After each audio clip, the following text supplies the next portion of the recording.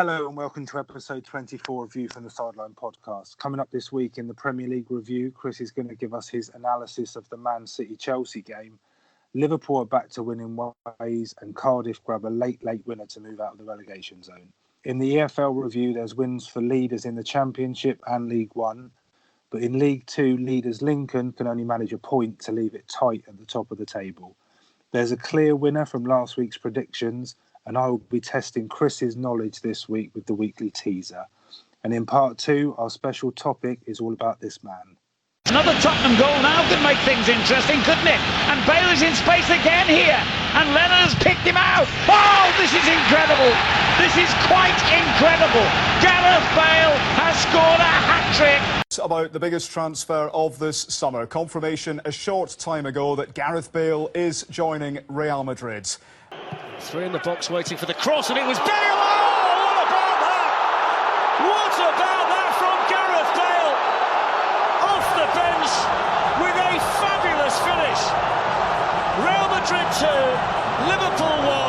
A classic Champions League final goal from Gareth Bale. So let's get started with this week's edition of View from the Sideline podcast.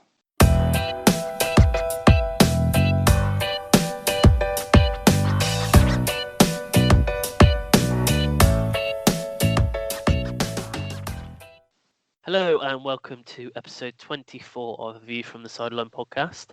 It's Chris here and Rich is here as well. Hello, Chris. Good evening. Good evening, Rich. How are you?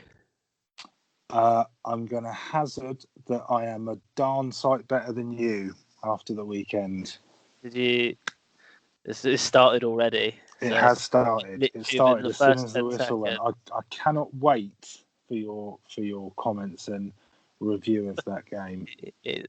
It's going to be short.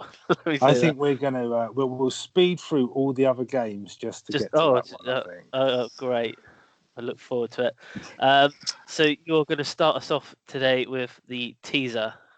Yeah. So sort of on the theme with Gareth Bale being our special topic this week. I've gone back a few stages, so it's around the European Cup. Obviously, Real Madrid being the record team with the most wins of that tournament. So my question to you, Chris, is that Real Madrid have won it a record 13 times, but can you tell me which team comes in second on that list with a total of 7 wins? Not Tottenham.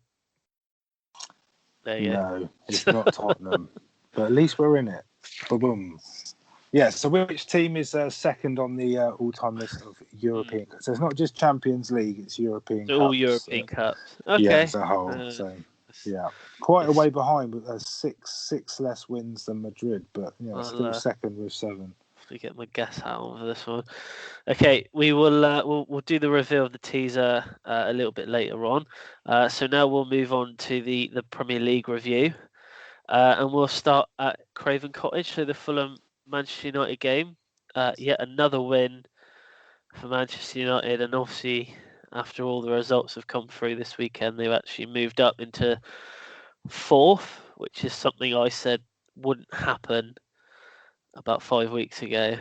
So I don't know what it is with United. Have they don't seem to have played anybody apart from Spurs that are in the top 6 or 7 teams. They seem to have had not taking anything away from them, but well, they've got coming up. They have got some difficult games, so I think this month is probably their biggest test. Obviously, they're playing at the moment in the Champions League, which I think they have probably got a good chance with seeing PSG's injuries that they've got tonight. So, but anyway, Paul Pogba.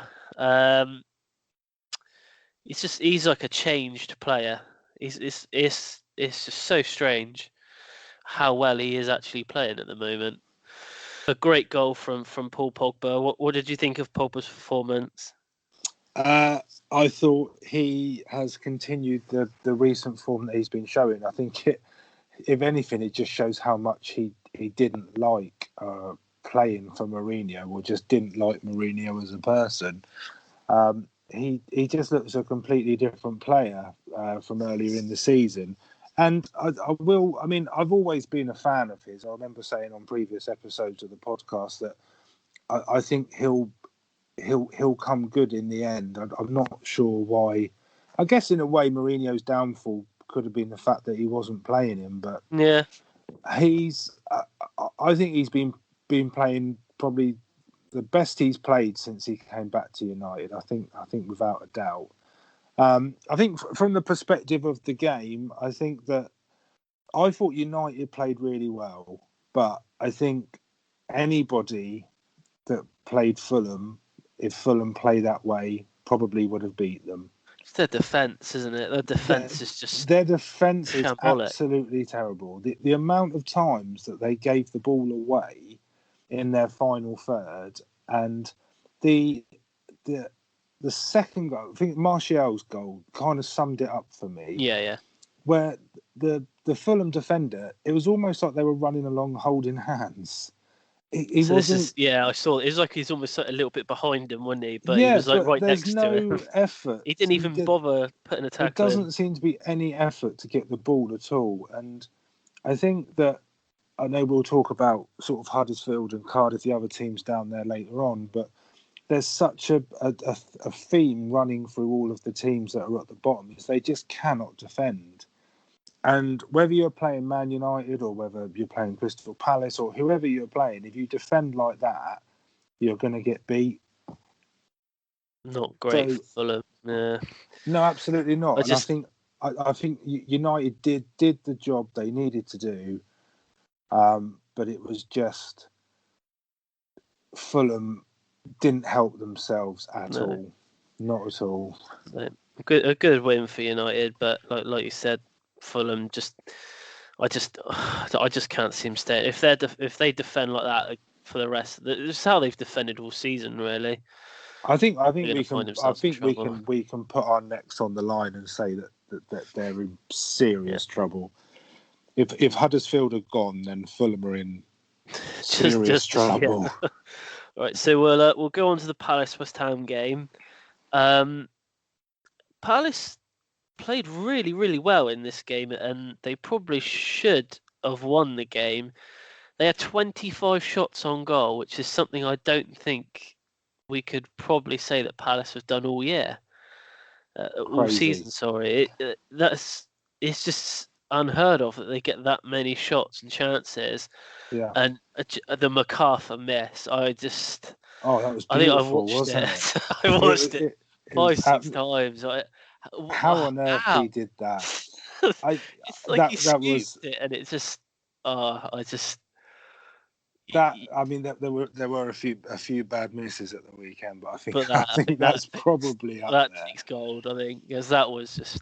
He was literally. I think it was what he did was probably harder than actually putting the ball in the net because he I'd agree. Yeah, I'd agree. And he had players next to him as well. If he wasn't confident enough, he could have easily squared it off. But Palace did have a Batshuayi missed a good chance as well in the second half, and West Ham really, they got the penalty, but they didn't really create much more than that.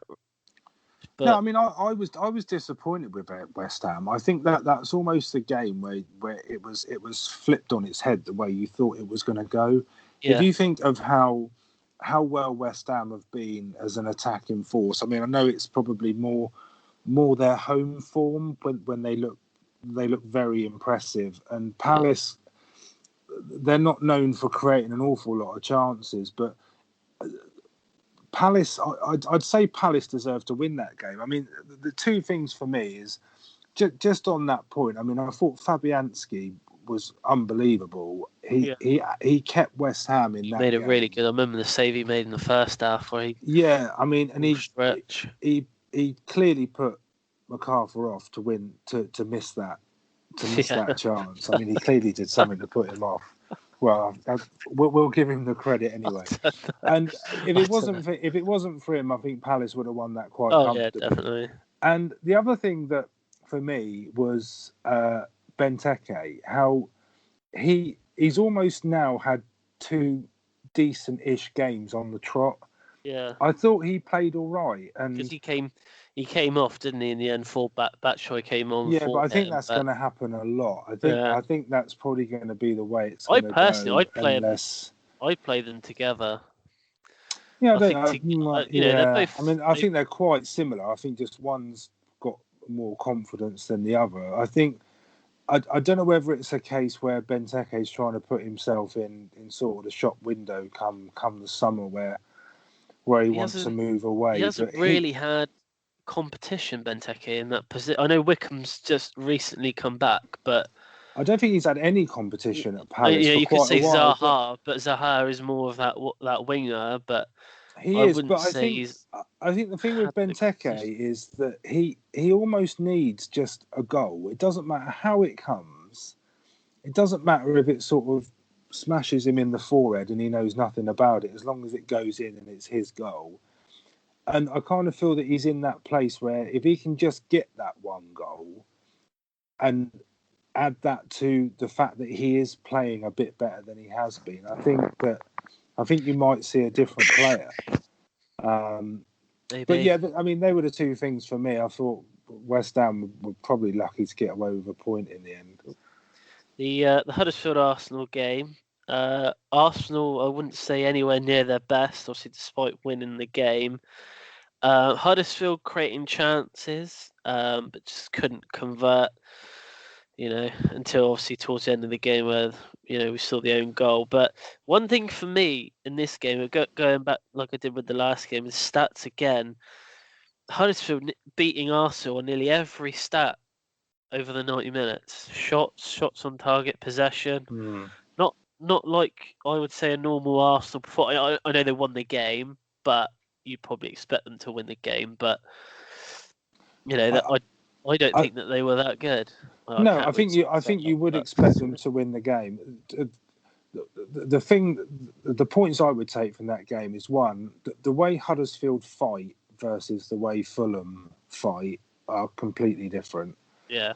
And I think even in the table, the teams are probably the wrong way around. I think Fulham should probably be bottom, but the thing I took from the way Huddersfield played in that game is I thought they had no end product. I mean, shots. I thought Arsenal were pretty poor, and Huddersfield may have in the stats had more shots on target than Arsenal. But I thought a lot of Huddersfield's play kind of ended with nothing. It may have been a shot from distance or a shot wide. Yeah, absolutely. So I'm surprised with the stats bit. I mean, maybe Arsenal were that bad. I thought Huddersfield played really well, and I thought they probably should have taken something from the game, but they just don't. They look a bit more solid defensively than Fulham do. It's almost if you put Huddersfield's defence with Fulham's attack, you'd have a half decent side. Good mid-table side. Yeah, but one struggles to score, one struggles to defend. But I think it's. I kind of think it's over for Huddersfield. I think they probably are planning for next year. They just haven't been good enough this season. But credit where it's due, they'll keep fighting. And until it's mathematically impossible for them to stay up, then I think they'll keep going. Yeah. Okay, so Liverpool-Bournemouth next. Well, a pretty straightforward win for Liverpool. I don't think anyone would have any complaints about the game and how it ended. I don't think anyone really would have put Bournemouth down to win this. The only thing I would say is Bournemouth they beat Chelsea a couple of weeks ago 4-0, and since then they just don't seem the same team that I saw them play when I saw them play against Chelsea. Annoyingly, they seem to have had their best game of the season against us, and I think they're a different side away. I think Bournemouth are a completely different side when they play away from home. I don't necessarily think that they sort of play a more defensive game, but I think they're a little bit less expansive. I thought that, they had the one early chance, didn't they, where Alisson sort of parried it away, and I know Wilson wasn't playing, and neither was Brooks, who are probably Bournemouth's two Yeah, Brooks is injured. I saw most attacking injured. threats. So Yeah. I think that was probably something to do with it. I thought, to be honest, before the game, I thought it could be a banana skin. It could be the fact that Liverpool are coming off two draws. Yeah. It could be a game where if the pressure starts getting to them, that they could sort of start to panic and something could happen. But as soon as the first goal went in, I think it was kind of like the Liverpool that we're used to seeing.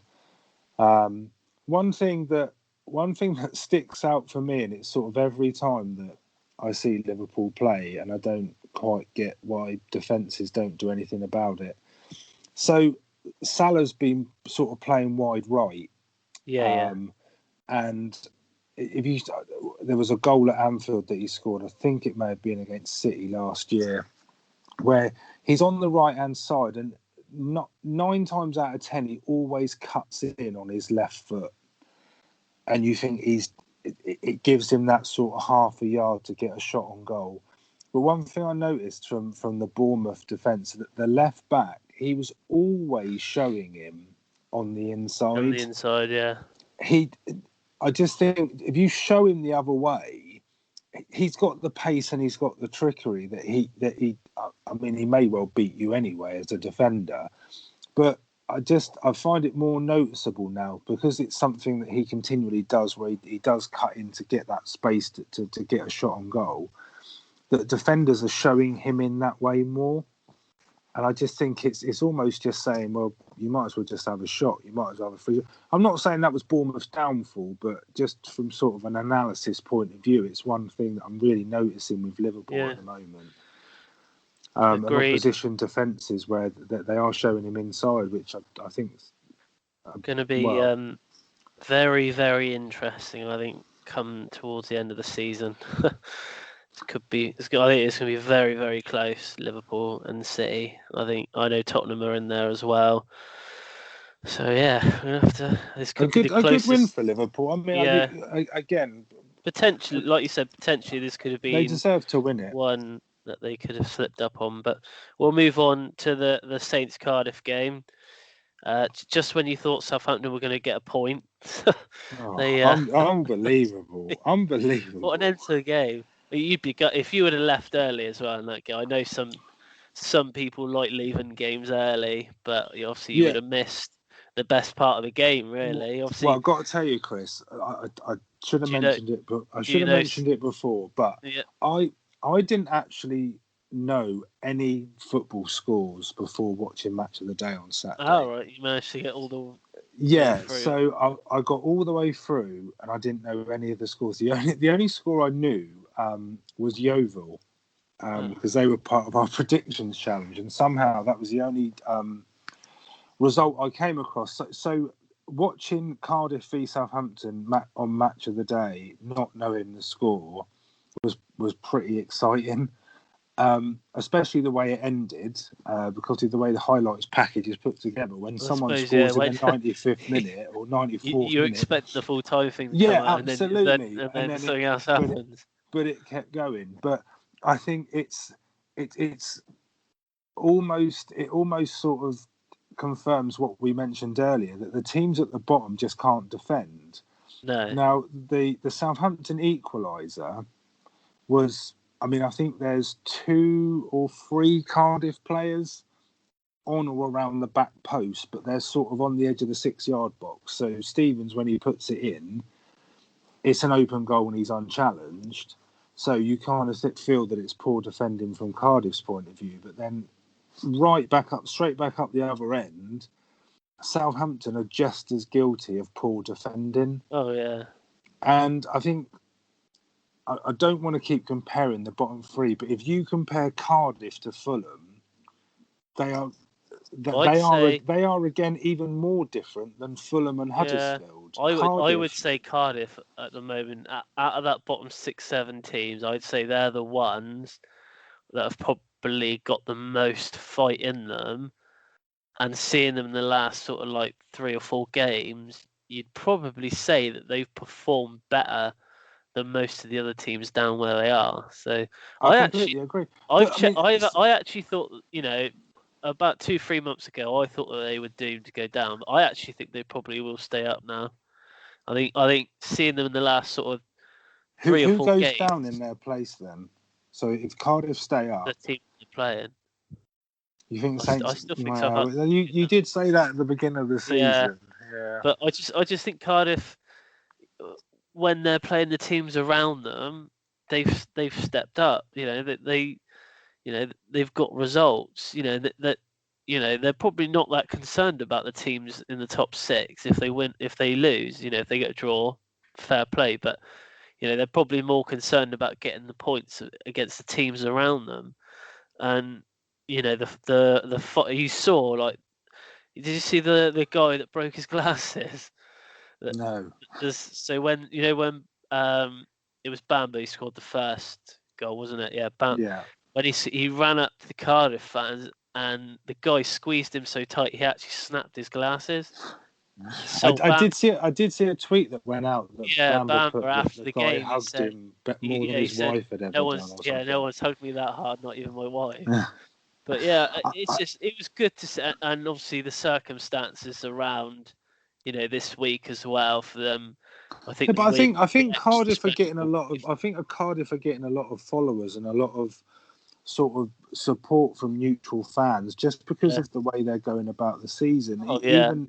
Even not necessarily about what's happened over the last week or so. It's just about the way they're playing football. And it might not sound a lot, but for a team like Cardiff in the position they're in, if you look at the bottom 3 or 4, 2 wins on the spin, which is what Cardiff have now got. The other teams aren't managing to do that. I think before that defeat, Saints were 5 unbeaten, I think. But it just shows that even after being unbeaten for 5 games, they're still back in the relegation. Yeah. So it's so tight down there. I mean, I think it's even going up to Brighton. I think there's only 3. They're only 3 points off the relegation. So it's so tight down there. Hence why Cardiff beating Bournemouth, then beating Saints it's invaluable. I mean, it's. You have to say they haven't spent huge amounts of money, have they? Like in the summer, they didn't spend. Cardiff haven't, no. Yeah, they didn't buy a whole, like, obviously Fulham bought a whole new team in the summer, and it just hasn't worked for Fulham. And I think Cardiff have, they've kind of kept the squad that they've got, and they've put trust in them as well. So well, that's one thing where I think Fulham have fallen down is they've dismantled their squad to get them up. But I mean, a great win for Cardiff, and probably certainly a game that Saints would want to forget. So, Rich, speaking of games to forget, so you said last week that you were going to say one good thing about Everton this week. So literally, that is all you're going to say about this. In your review, you're only allowed to say nice things about Everton. You're not even allowed to mention Watford, just Everton. Okay. I think Everton's kit is a lovely shade of blue. God. Isn't it? Blue is my favourite colour, and it's a beautiful shade of blue. No, but in all seriousness, I think that it doesn't surprise me. It hasn't surprised me again. The only the most sort of controversial point on it, I feel Everton played better. I think they created more chances than they have for a while. And the talking point, well, the main talking point seems to be around the fact that the corner that led to Watford's goal shouldn't have been a corner. And I'm really sort of in the middle on this, because no, I don't think it was a corner. I don't think Pickford got a touch to it, so it should have been a goal kick. Yeah. But if you take that out of the equation, it still becomes a corner, and Everton still have to defend that corner. So I almost feel that it's a bit of a cop-out to say that it shouldn't have been a corner, therefore the goal shouldn't have stood. Because Watford don't cross the ball in and it's headed or put in the net straight from the corner. There is some build-up play, which then creates the goal. Yeah, admittedly, it starts with the corner, but I was a bit disappointed. I think if it's your team, you're going to say it shouldn't have been a corner, but you still have to defend that corner. Obviously, after the game, Kurt Zuma has got himself sent off. So, he's got himself banned now, I assume, for a game. So, but yeah. I mean, I silly. don't understand that. But because he was already on a yellow. Yeah, but I guess that's still the same point, though, because the game's over. I mean, if you want to be really sort of picky about it, you could say, I don't know, you could turn round to Zuma and say, well, to be fair, you should have defended the corner. Yeah. But so, yeah, I got it wrong. I think that's what so he was you? complaining about at the end. He's gone up to the referee. And he's obviously said something. Right. I mean, what else would... I don't know what else it could have been about. I mean, I'm not sure what else he would have had to have complained about. I mean, they're wearing a lovely shade of blue. I mean, why would you be grumpy? We're moving on before you get yourself into trouble. Better. Is that was your good thing? Yeah, because they created some chances. I thought they played a bit better. They looked like they wanted it a bit more. So the Brighton-Burnley game, I would probably say Burnley's best game so far this season. Well, from my point of view anyway. I don't think I've seen them play this sort of attacking football this season. And one of the pundits over the weekend said that the Burnley he saw in this game was the Burnley that he saw last season. They defended pretty well, a lot better than what they've been defending this season. I agree, and I think Tom Heaton's part of that. If you look at Burnley's goalkeepers, they've got 3 England or recent England goalkeepers, and I do wonder what will happen in the summer, because surely one of them's going to go, but I just don't know which one. Joe Hart. Yeah, probably. I mean, I thought Heaton played really well. He made some brilliant saves in the early stages of the game, and I think a lot of the turnaround in Burnley's form can be attributed to the fact that he's come back. Obviously, the talking point in that game. Yeah, that for me, that's a definite handball. He swung his arm right round, didn't he? Yeah, absolutely. He reminded me of like one of the old WWF figures from like the 90s, where you'd spin the waist round. Yeah. And then to rub salt in the wounds, Burnley go up the other end, and they get a penalty, which is a penalty. It is a penalty, yeah. You just you feel a bit sorry for Brighton, and they're not in a great run of form at the moment, and that sort of dragging them back into the relegation battle. I don't think they probably think they should be. I can't remember who it was. I think it might be an Alan Shearer on Match of the Day 2 that said that he thinks that Brighton will go down just because the way that I think it might have been someone else. Yeah. But you almost feel, I mean, Brighton, obviously, they've got Derby in the Cup on Saturday, and that could either be a good thing or a bad thing. But the way I look at it at the moment is it's probably a bad thing. Is Glenn Murray injured at the moment? Because he played. He played, yeah, but he scored 2 midweek, didn't he, in the Cup replay? Yeah, it's just he seems to have gone off. If he's injured, he's playing pretty well. Well, he hasn't. Injured. I wouldn't say he hasn't really scored that much in the Premier League this calendar year,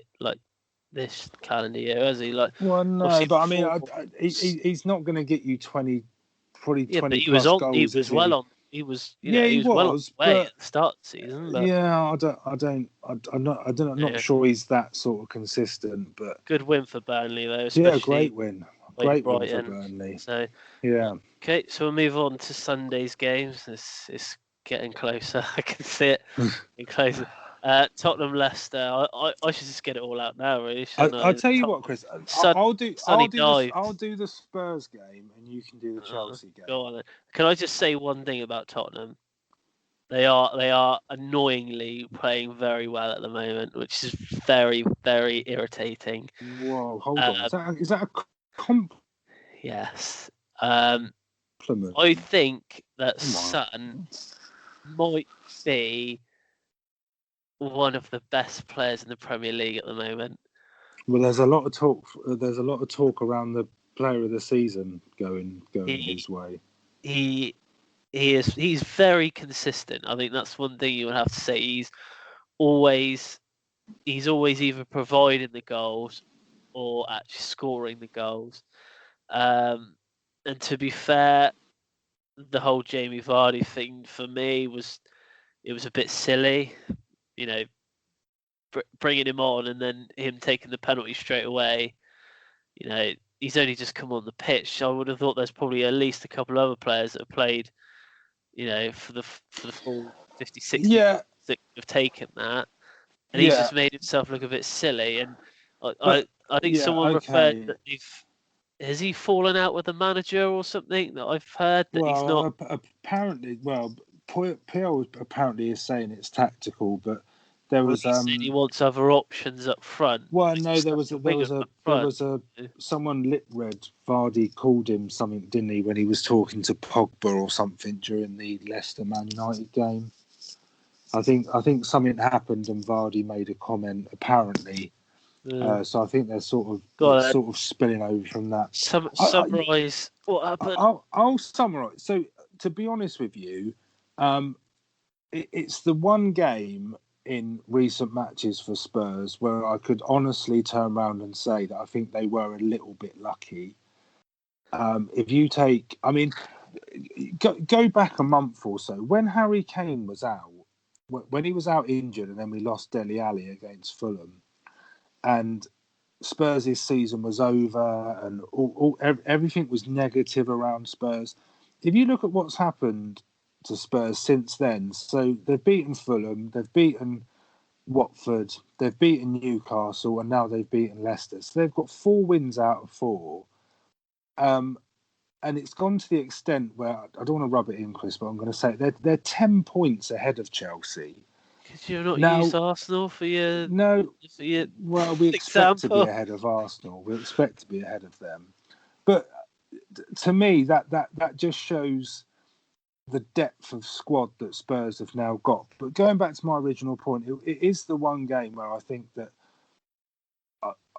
there's probably even something to say that Leicester deserved something to take something out of the game. I mean, I listened to it on the radio actually, and the way the commentators were describing it, it was a lot of Leicester, a lot of chances for Leicester, and then when you actually see the highlights, yeah, they did have a lot of chances that they didn't take. On the main points, I don't think Son's dive was a dive. I think that there's definite contact there. And I think the decision should be more, is it a penalty or not? Not, is it a dive or not? He does go down slightly theatrically, but I maybe that's what pushes the ref towards it being a dive. I personally don't think it was a dive. I think there was contact. I think the way they both got up and pointed at each other, Son and Maguire, was a bit comical, to be honest. It was almost like two brothers saying to their mums, no, he smashed the window, no, he did. But that's my view on that. I disagree with you slightly on the Vardy penalty thing, because he made himself look a bit silly because he missed it. But people miss penalties. I don't believe he missed that penalty because he'd just come on the pitch. I think that a professional footballer, bearing in mind he would have done some sort of warm-up because he knew he was coming on, that he wouldn't have been stone cold when he came onto it and unable to run up to kick the ball. I think it's just, if he'd scored it, it would have been, Vardy's first touch, what a substitution, etc., etc. But people miss penalties. It was a poor penalty, but I don't think it was a poor penalty because he'd just come on the pitch. No. So, and then you get everybody talking about the last time it happened, and I think the only one I've actually heard is Zico from Brazil in like the 80s or something, and it happened to him. And he was part of one of the best teams that ever played the game, so I'm not sure the direct comparison. But that's my view on that. I don't think, just on that, I don't think it was a penalty, personally. And it might sound biased that I'm saying that the Spurs chance should have been a penalty but wasn't, and Leicester's was a penalty and shouldn't have been. I don't see how that's a penalty personally. So even from that respect, you could probably say that justice was done, that Vardy did miss it. But it's another win for Spurs, and I think without sort of tempting fate, you'd like to think that sort of a top 4 finish is in the bag. Well, you'd hope to think, but look, if you look at it the other way, and I'm not saying for 1 second that Spurs are going to win it, because if you look at the starting 11 for Spurs over the last, I know we've had injuries, the starting 11 for Spurs over the last 3 or 4 games versus the starting 11 for City or Liverpool, Spurs' starting 11 is nowhere near as good as the other two. So they're in the title race, which as a Spurs fan at the beginning of the season, if you'd said sort of come mid-February you'll be in the title race, you would have accepted it. But Spurs are going into a time now where Harry Kane's going to be coming back from injury, Dele Alli's going to be coming back from injury. These players are coming back into form when, if Spurs have got any chance of winning the title, this is where they would need to push on. And I think that could be quite a positive thing. And I think we should write the stadium off this season. I know it's just been announced that the Arsenal game will be at Wembley. It won't be at the new ground. No. So I would almost just wait. I would almost do something to the stadium that means it can't be opened until next season. Well, they're doing pretty well at that at the moment, mate. So yeah, just continue what you're doing. Just to plug the website quickly, obviously, so we've got a new blog on the website about top 4 or winning a trophy, and because of what Pochettino's come out and said in the last week or so give that a read if you haven't already. But I fully sort of agree with that, and I think that top 4, especially for Spurs, is more important this season, and I kind of think that's where we've gone. And going out of 2 cup competitions, but being a lot more solid in 4th over the last month or so doesn't look that bad for Spurs now. Nope. There you go. So take it away, talking about Chelsea getting properly spanked. Where do you want me to start? 6-0. I've got no view on this. Should we start I'm the third minute? I'm gonna go and make a cup of tea, and I'll come back, and you should be on the 2nd or 3rd goal. Well, for starters, let's just get this bit out in the open. Kante should not be playing that far forward. And I think everyone agrees with this. He should be playing in front of the defence, where he's used to playing, where he's probably the best player in the world at doing. But Sarri can't see it. He's fixated on Jorginho.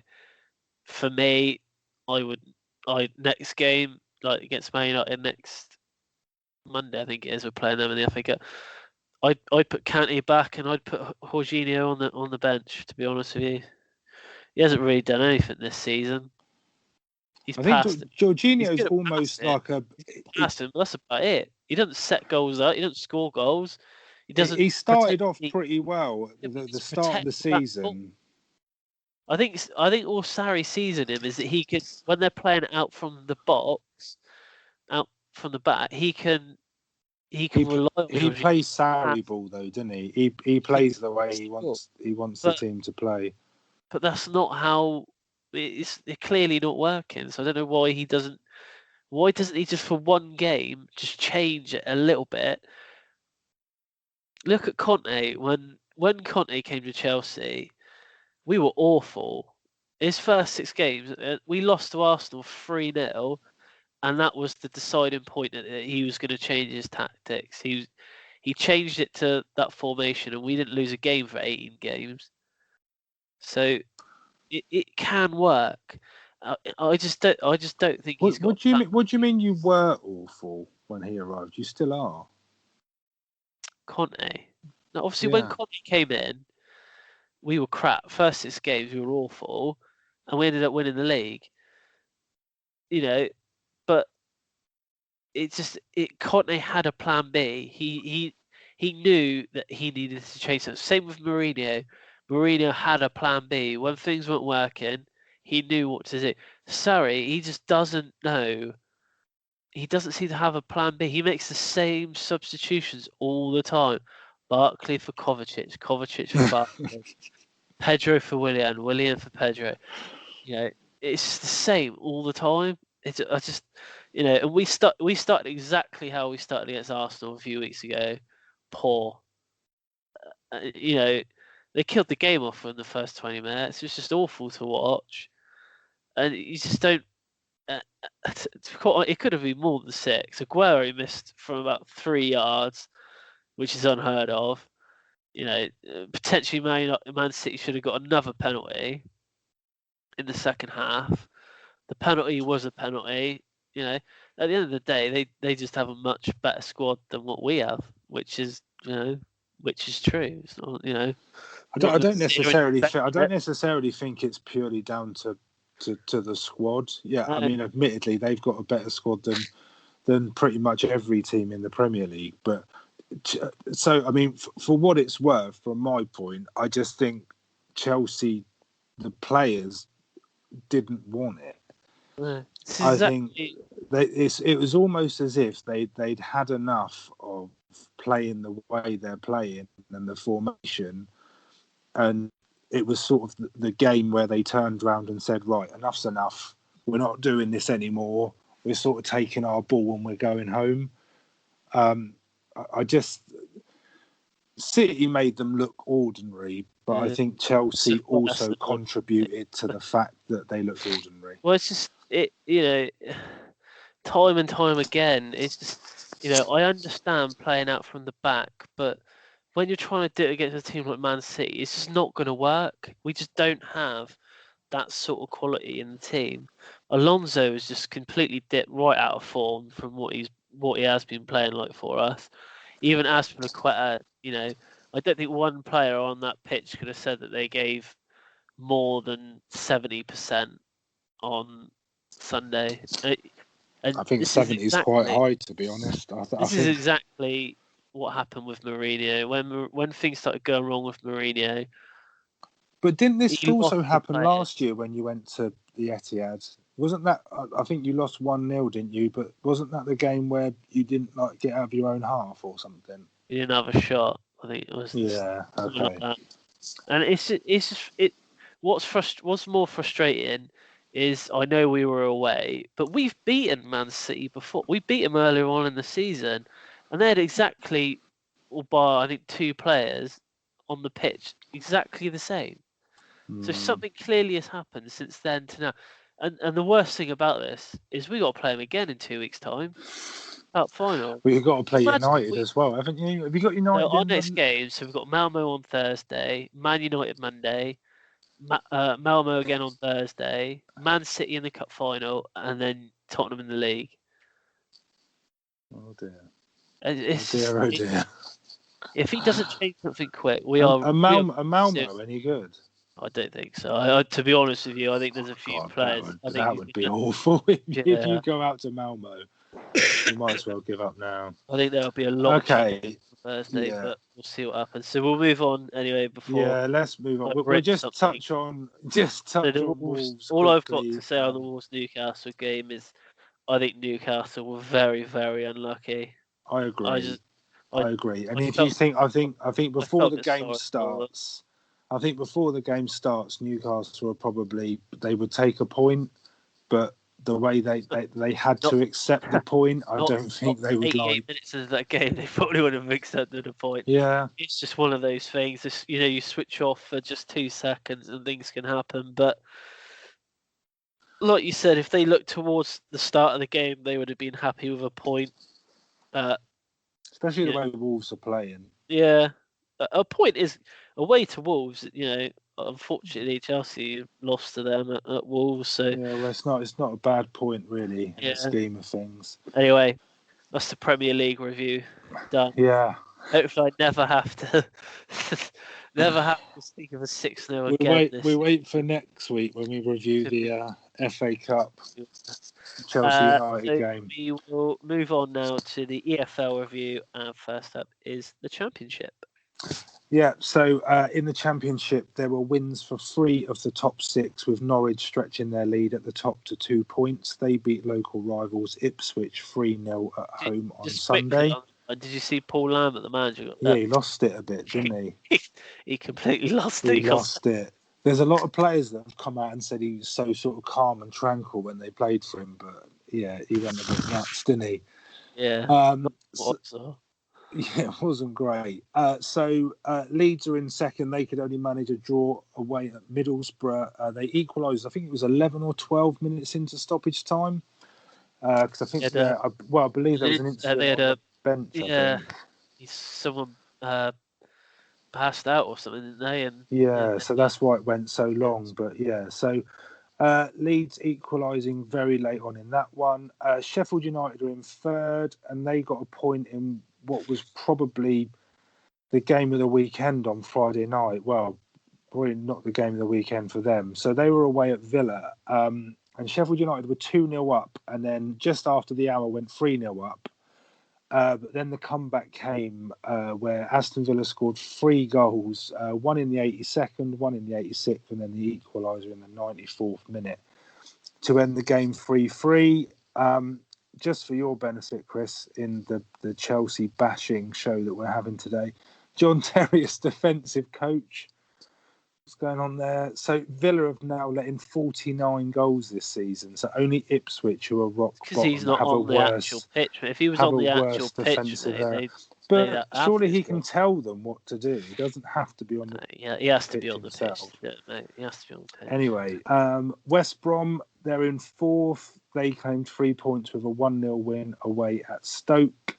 Middlesbrough are in fifth, who drew with Leeds, and Bristol City are in sixth in the last playoff place. They've got their 6th league win in a row with a 1-0 win away at Blackburn. But just to give you a live update, so West Brom have just equalised. So they're playing Nottingham Forest tonight. So it's 1-1. West Brom have just scored. And Bristol City are currently losing 1-0 to QPR. So, but they have 6 on the trot, but they're currently losing. At the bottom, it looks curtains for Ipswich. They lost 3-0 away at Norwich, meaning they're 9 points adrift. None of the bottom 10 teams in the Division 1 at the weekend, so not one of them.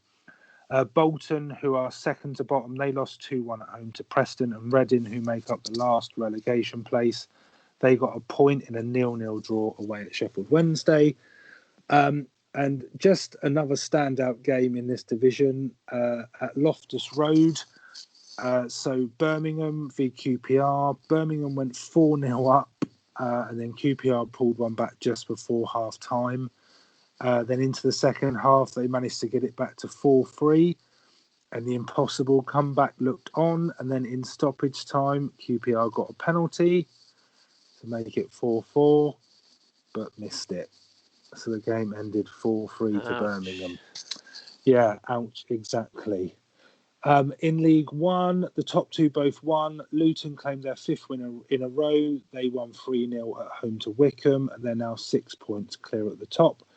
Barnsley are in second. They won 4-1. They won 4-1 away. I think it was at Gillingham. They're now 3 points ahead of third place Portsmouth, who could only get a point in a 1-1 draw away to Plymouth. So no winning 5 now for Pompey after they were top for so long. Sunderland are in 4th. Charlton are in 5th. They both drew. Doncaster, who make up the final playoff place, they beat Peterborough 3-1. At the bottom, none of the teams in the bottom 4 won. Wimbledon, who are currently bottom, they lost 2-0 at home to Burton. They're now 10 points from safety and 9 points adrift from the nearest team to them, which is Bradford. So that just shows you how tight it is at the bottom. Bradford, they lost 1-0 at home to Fleetwood. Shrewsbury are 23rd. They got a point in a 1-1 draw away at Bristol Rovers. And Gillingham make up the final relegation place. They lost 4-1 to second place Barnsley. Just an update quick, PSG have scored. Yes, PSG have just scored. Oh my word, Kimpembe? Yeah, that'll do, Chris. That'll do. So just on that again, live games tonight. So we just mentioned Sunderland, but they're losing 1-0 at home to Blackpool, and bottom place Wimbledon are actually beating Walsall 1-0. League Two review, Chris. Do you know the Yeovil score? Losing 2-1. Yeah, to Paul Scholes' Oldham. So yeah, take it away with. So League Two. Obviously, things are getting very close at the top now. With Lincoln drawing with Northampton 1-0. Lincoln holding on as they went down to 10 men in the first half. Mansfield remain in second despite losing to struggling Newport 1-0. And Bury in third took full advantage of both teams not managing to win as they beat Morecambe away 3-2. Bury were 3-0 up and that one. Morecambe almost getting back into it, but it ended 3-2. Colchester were up to fourth now as they convincingly beat Cheltenham 3-0. Carlisle dropped to fifth as they drew 1-1 with Exeter. Exeter remained just in the playoffs in seventh. And Forest Green suffered a 2-1 shock home defeat to bottom side Notts County. So Notts County remain bottom, although they do close the gap slightly on the other struggling teams. Second from bottom was probably involved in game of the day, if not game of the day in the EFL, as in the 95th minute, Macclesfield went 3-2 down in the 95th minute, but actually scored an equaliser in the 97th minute. So yeah, Sol Campbell he didn't score the goal, Campbell, but you know, I could imagine him running on literally and just heading it in the back of the net. But they managed to equalise in the 97th minute by Reece Cole, who, fun fact, Rich, used to play for Yeovil. Can you guess who Reece Cole was on loan at last season? Yeovil. He only managed 2 games for Yeovil before his loan was cancelled on the 24th of August last year before. So when are we going to have the conversation that Neymar played for Yeovil? Is there any history there or anything? Not quite. Morecambe and Yeovil are hovering just above relegation zone now. Yeovil lost 3-1 to Grimsby with new signing and previous player who's played for them before, Craig Alcott, was sent off. So he's another one that used to play for Yeovil and now is back at Yeovil. So things are quite tight now between the bottom 4. Notts County are a little bit adrift at the bottom, but literally only a couple points in it now between Macclesfield, Morecambe and Yeovil. So it's going to be a very, very close end to this season. And Yeovil, like Rich said, are playing one of their games in hand tonight as well, to Oldham, who have just hired Paul Scholes as their manager. Yeovil 2-0 down, but Beavis Mugabe did actually get one back for them. So they've got 20 minutes left in that one. So yeah, it's one of the games that they really do need to get something from, because the 2 games they have got another game in hand after this one, but yeah, not great. There's a few goals flying in, so just on League One, so Sunderland have equalised, so that's now 1-0, and in the Championship, Bristol City have equalised, so that's now 1-1 with Palace. So that's the EFL review. So we'll take a quick break, and then we'll be back in part 2 for a predictions update and a quick chat about Gareth Bale.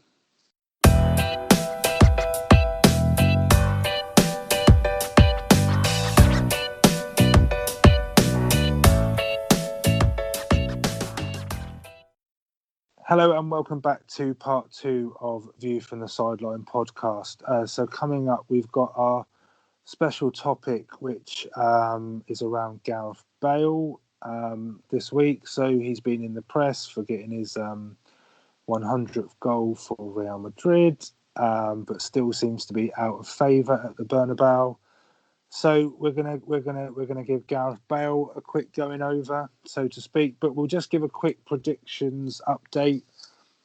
So last week I came out on top in the predictions challenge with 30 points. So Chris and I were sort of talking a few days ago about whenever Yeovil are in the predictions challenge, I managed to get the score pretty much bang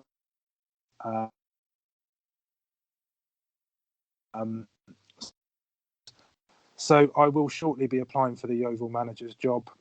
And we just won't turn up for matches that I know matches I know that we'll lose. We just won't turn up for. But my brother-in-law Scott unfortunately he only got 5 points. Let the team down there a little bit. Yeah, it's with Jamie and Pete being at the top. No one's still getting anywhere near 30, although I did get 30 myself this week. So this coming weekend, we've got an FA Cup predictions with our guest Lynn. So they will be available on our social media pages in the next hour. So I've just got one question on predictions, Chris, because Chris picked this week's games. Why did you not include the Chelsea-Man United game? Because it was on the Monday, and I thought you'd want to get the results out before we. Is it because you? I thought it was because you couldn't bear to go against your team. I didn't pick I didn't pick the Friday game either. Literally, there was just 3 on Saturday and 3 on Sunday, so I thought I'd just do them. Nothing to do with Chelsea. I don't believe you. Okay, so I just didn't want you to put 6-0. I didn't want you to have the satisfaction of writing 6-0. I would have gone 7 or 8. PSG have just got another goal. Game over. Update, so Game over. Possibly tie over. Solskjaer getting sacked in the morning. You wait. Yeah. So we're gonna move on to Gareth Bale, and then after this we've got the teaser answer. But so I thought that Gareth Bale would be a good topic to talk about. It was one that I put to Chris, and we agreed to put on this week's episode. And I think one of the main reasons that I wanted to sort of have a discussion about it is because I don't fully understand why he's in the position he is at Madrid at the moment.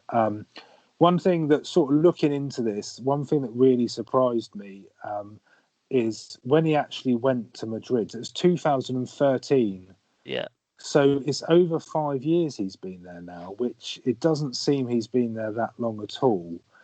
And I think that when you put everything together, so he went for 100 million plus euros, which at the time was a world record fee. It still is Madrid's record ever transfer fee. So I think they bought Ronaldo for about 70. So it eclipses that. He's just scored his 100th goal for Madrid in the derby win over Atletico 3-1 at the weekend. Yet he still seems to be playing a bit part in Spain, and Madrid haven't been playing great this season. He seems to be getting a bit of sticks for that. Well, yeah, the thing is about that, right, is you look at previous seasons for Real Madrid, they've had one key player that's obviously not there this season. So I wouldn't say, because he, like you said, Bale, he gets a lot of the pressure now. Now that obviously Ronaldo's left, there is a lot of pressure on him to perform. Now, I don't think that Bale will emulate what Ronaldo's done at Real Madrid, but I do think that the pressure is slightly unfair because I think that it's the whole team that is underperforming. I wouldn't say it's just Bale. But who is realistically? I don't think anyone is ever going to emulate what Ronaldo's exactly. Done that's what I mean. Madrid. I think it's very unfair for Madrid fans. But do you think that's part of the problem? Because one of the things that kind of crops up if you sort of take a look at Bale and his time at Madrid is this almost when he arrived, this Bale versus Ronaldo sort of face-off, if you like, where there was only ever going to be one winner. Bale was never going to win that contest. Whatever he did on the pitch, Ronaldo is a messiah-like figure at Real Madrid. And I don't know whether it's because Bale came in and he was a world record transfer and it almost put Ronaldo in the shadow a little bit. But I don't know if he got off to the wrong foot before he'd even started. Do you think going to Madrid was the right choice? because at they the already had time, they yeah. already had the big players there. Yeah, and I think Madrid have always had big players. I think I can speak about it from a Spurs fan's perspective that when he first went to Spurs and he didn't win a game for 20 odd games or however long it was, and then 18 months it was, I read somewhere, 18 months. this is a long time, Spanned, and when he started to play and he broke through in his Champions League and the San Siro and all those sort of games, it was almost like you knew he was going to win a game for Spurs. Even in the last minute, he was so quick, he was so strong, he could hit a ball like a bullet into the top corner. I remember he scored one against Southampton at White Hart Lane in the last minute, and he did the same at Upton Park against West Ham, and he did it on other occasions as well. And I think that it may show how much Spurs have changed in sort of the last 5 years, because I think if you had someone like that now, I'm not necessarily sure they would go as quickly as sort of what Bale did. I don't think you could say it was his dream to play for Madrid. It's not one of those that he grew up always wanting to play for Madrid. Maybe he did, but I don't know. I don't think it was a mistake. No. Is So in my the short league, answer. So in the league, he's averaging a goal every other game at the moment in the league, which isn't really that bad. So in his league appearances, so this is just the La Liga, he's 144 appearances, 76 goals. He's actually only 2 more league appearances off the amount he managed at Tottenham. So he's at Tottenham, he played 146 league appearances. But just put that into some context. So if you look at Madrid's all-time scorers, so take Ronaldo out of the equation because he was getting a goal almost every game, which is ridiculous. There's something wrong with that man. He's still doing it now, isn't he? So Juventus. Two massive names at Madrid. So Raul, 323 goals. So I think he's second or third on the all-time list. But it took him 741 games. Now, admittedly, he was sort of there when he was a youngster and he was probably playing but not scoring. But Benzema, 210 goals in 449 games. Now, I don't know the exact amount that, obviously we know he scored 100, but I don't know how many games he's played. But he can't be far off that. His goals to game ratio's got to be better than Raul. It was literally just every. It's even better than one every other. If you did the maths on it, he is literally better than one every other game. But But it's the fans as well. Yeah. So there was a poll in one of the local papers in Madrid. Well, not local paper, but I think it was a national newspaper, and it came up 54% of fans want him to be coming off the bench. It's crazy. So to be an impact player, and because you think he would get in, and this is honest. I believe this is the honest truth.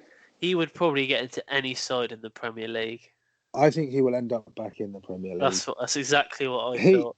He seems to be third choice at the moment. I know that they've just bought that 17-year-old whose name escapes me at the moment, Madrid, and there's a couple of other. Is it Junior? Yeah, that's the one. And there seems to be a couple of other players who are sort of more favoured by the manager than Bale. I think he's struggled to connect with the fans. I think that's what it might be. Problem is, I honestly don't know, because we're not in Madrid. I don't know what they think of him. But like you said, I think within the next couple of seasons he probably will be back in the Premier League. Yeah, but I would be pretty sure. I would be pretty sure to say that when he was playing the way he was playing for Spurs and there was rumours that Madrid were after him, I bet you then Madrid fans wanted him. Yeah. Whether they failed to connect with him is probably on them, but I'd be pretty sure that when they bought him, they weren't moaning about the fact that he's signed. But there just always seems to be stories. There's a story in the press today from, I think it's from Marcelo, saying that Bale hasn't learned the language in 5 years and they communicate a lot in sort of hand gestures still. And it just seems to be that it's not even about his football now. It's just about everything that could possibly be done for him. The last 2 seasons, he has been linked to be coming back to the Premier League, but no one's really made a huge I don't think he'll go to Spurs. Apparently, Spurs have got a buyback option. So Spurs have got first refusal, but I don't think they could afford him. I don't think they could afford him. That's what I was thinking when I was writing it down. I was thinking, would they have the money to re-sign him if? I think if he came, do you think it's only one team he'd go to? Yeah, Man City. No, I think it's Man United. You think he's going to United? I think United is the one. I can't see him going to Chelsea. I don't. He wouldn't go to Chelsea. They'll be in the Championship, and he doesn't want to play Championship. I'd say the only way that we're going to get him is if he's anything to do with the Hazard deal that's imminently going to be happening. Yeah, but that's the other point. If you think if you believe what you read and Hazard is going to Madrid next year, that pushes him even further down. Yeah. The pecking order, but I think I can't. You can walk straight into our team because with Memphis and Hazard, it's a massive hole there. I don't think City need him. I don't think he would go to Arsenal. I don't think he'll go to Spurs. I don't think he'll go to Chelsea or Liverpool. I think he would. If he comes back, I could see him going to United. Not Everton, then. It would be funny though, wouldn't it, if he went to Juventus? Followed Ronaldo. Yeah. No, I can't see him going. Just going slightly off topic. Have you seen how much Aaron Ramsey's going to be on next season at Juventus? 400,000 plus a week. A week. It makes him the second highest paid player, but still only the second highest paid player at Juventus behind Ronaldo. But that's ridiculous. I think his salary there would put him first in the Premier League. It would make him the highest paid player in the Premier League. Yeah, that's insane. Anyway, I have a fun fact about Gareth Bale for you. Okay. Did he used to play for Yeovil? He has never played for Yeovil, Rich. There you go. Oh my goodness! He's never graced his presence in this town, as far as I'm aware. Wow, we'll have to fix that. But I would like to see him back in the Premier League. I think he will be. I think eventually. It wouldn't surprise me if we see. But it may be the case where he comes back to fund any deal for Hazard. You just don't know. I think we'll see him anyway. It's a shame. I like Gareth Bale. He's a British. Done bad. From he's a British footballer. From what you see on paper, he's not. He's scoring goals, but he is. And he's come up through the academy of a English or British club, and he's worked his way up, and he is where he is. And I think even if he comes back to the Premier League, it doesn't mean he's failed out there, and it doesn't mean he's not as good a player. But anyway, so yeah, we will move on. But good chat about Gareth Bale there. I like him. I've got a lot of time for him. He did a lot for Spurs, and I think he's a. I said I like Gareth Bale. Yeah, I like him as much as I like. I just wish he was English. That's all. There's no offence that he's Welsh, but he'd be really handy for us in I think he would. I think he would single-handedly beat Everton on his own. Yeah. Him and the cat against him and the cat. Okay. Yeah. And you, and you're going to be on there as well. Yeah. 3 aside. Oh yeah. I mean, I'm a right whippet. You watch out, Everton. I'm coming for you. Okay. Teaser answer. Teaser. Yeah. So, Chris. I'm really not sure. I just. I'm going to go with this because I know they've won a lot of European. I'm just going to interrupt you. There's a goal at Oldham. Oh. 3-1 Oldham. Did Paul Scholes score? No, but Roma are now 2-0 up on Paul. As well. Anyway, the only team I can think of that I know that were really good. This is just based on the 90s, really. I'm just going to say AC Milan, because I know that they've won quite a bit of European stuff. So it's probably not right. It is. Well done. It is Milan. Oh. Yeah, you act surprised. Well, they've won the Champions League 5 times. 7. 7 times. Well, there you go. 7, and they've been runner-up 4. So yeah, that's right. I didn't think you'd get that. I feel Well, rather no, it's deflated now. It's because of my. At least I've won something this week, mate. I haven't had a lot of Well, luck. there you go. Yeah, Yeah. I'll have the 3 points and Champions League qualification. You I'll can have stuff the the teaser answer. yeah. You can have the Anyway, the knowledge, knowing that you know the answer to that question. yeah. So we are gonna wrap it up there. Just one more thing. We are going to be doing a little bit of a giveaway tomorrow. I will tweet that out at some point tomorrow. It's just a small little thing, but it'll be worthwhile for someone. So just look out on Twitter It's for our that. first ever. It's our first ever It's our giveaway, first ever Chris. one. It's a big deal. You know, giving back to the people. That's what we're all about. We don't just sit here for an hour and a bit talking. We also like to give back. So yeah, look out. It's all for that about the tweet. fans. Yeah, so look out for that tweet. That'll be coming out at some point tomorrow.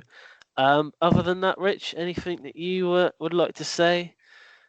Other anything, nothing Chelsea related. No. Obviously, Champions League tomorrow. So Spurs in Champions League action. Is that tomorrow? Yeah, Yeah, and tomorrow. then Chelsea are in the Europa League on Thursday. yeah, Malmo. against against the Malmo. IKEA 11, Swedish champions. So, Swedish champions. Yeah, there you go. That's the sort of teams we're playing at the moment, mate. Well, good luck to you. So that's it. No, nothing else from me. We will see you next week.